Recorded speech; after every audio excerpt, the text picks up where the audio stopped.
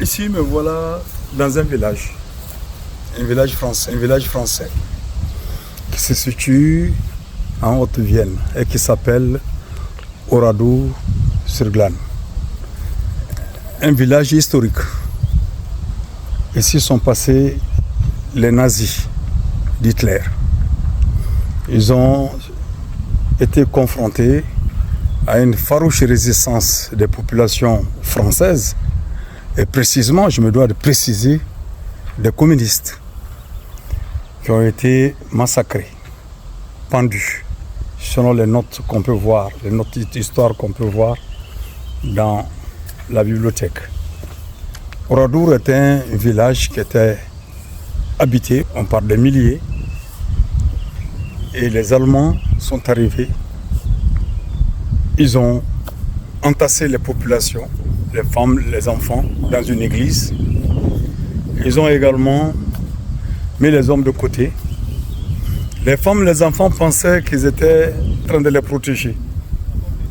Mais hélas, la horde fasciste nazie a mis le feu à l'église, brûlé les femmes et enfants et abattu les hommes qui étaient en dehors de l'église. Voilà, le village, il est vide. Il est devenu un village tristement célèbre. Il est complètement vide et les autorités françaises ont décidé de faire de ce village-là un village mémorable. Et aucune construction. Le village est dans l'état que vous voyez certainement. Moi, me promenant en tant que Malien contraint à l'exil, me promenant dans ce village, je pense à Moura. Je pense à Moura où une horde de mercenaires russes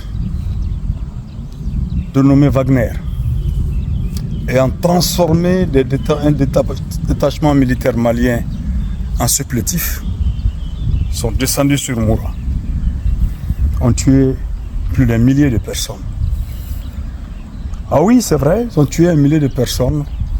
Et depuis cette date, le procureur de Mopti, après mon intervention, a ouvert une enquête pour établir la responsabilité de ceux qui ont été à l'origine de ce massacre de Moura.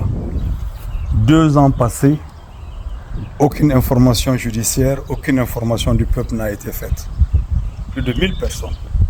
Et je me promène dans ce village vide, dans lequel village j'ai rencontré des enfants allemands, des colis allemands, venus se rendre compte de l'horreur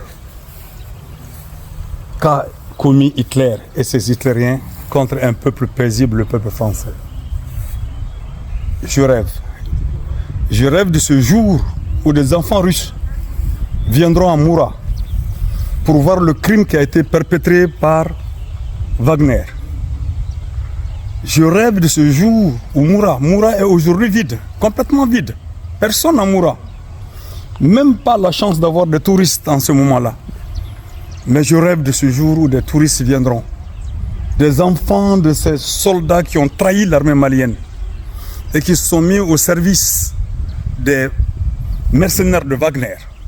Et de ceux-là, tous ceux-là qui ont commandité ce crime, je rêve que leurs enfants viendront un jour à Moura se rendre compte de l'horreur de ceux qui ont travaillé à l'émergence des forces militaires pour tuer les paisibles populations du Mali. De l'intérieur du Mali comme de l'extérieur du Mali. Ici, on se rend compte de la bêtise humaine. On se rend compte de ce que pourrait faire le désir d'accaparement excessif de l'homme pour le bien matériel. Oui, aujourd'hui, Oradour me rappelle bien de villes maliennes, mais dont la symbolique reste Moura.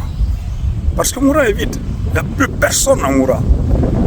Même le prétendu camp qui était à côté de Moura a disparu. Et pourtant, on nous a rabâché les oreilles en disant que les djihadistes ont été tués, que tous les djihadistes ont été anéantis.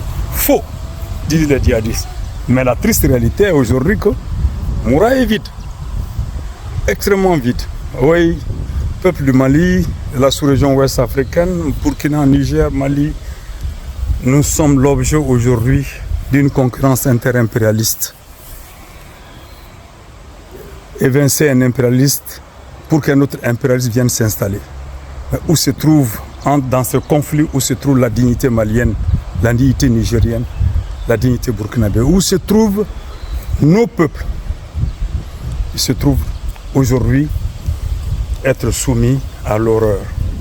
Le leurre de gouvernants cupides, apatrides.